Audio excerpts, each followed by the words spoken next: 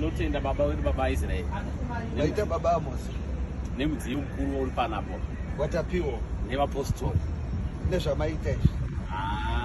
Baba wekineyo kwamuri ikoko.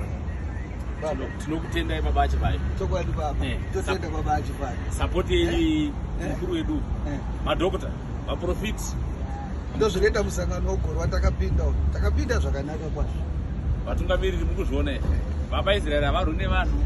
Vanokudai vaprofiti. Chokwadi. Havana muprofita wavanorwisa, havana sangano remunhu ravada kuputsa, havana mudare wavada kurwisa, havana mupostori wavanorwisa, havana mweya wekuda kuisira vanhu kuti munofa kana dhaifero. Vane mweya uri chete wekutikomborera.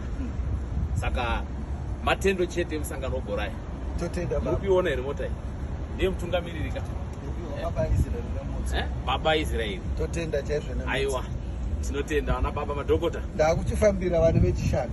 Masangano enyu ese avachasvika ikoko Johan Masewu muZimbabwe, South Africa, kwese hakuna kusingauyiwi. Chitoziva kuti vana vedu vechishanu ndiri kuuya chokufambisa chapa. Havasi kuuya kuzokuputsai masangano, vanoda kusimbisai nekukubatanidzai kuti munamate zvakanaka.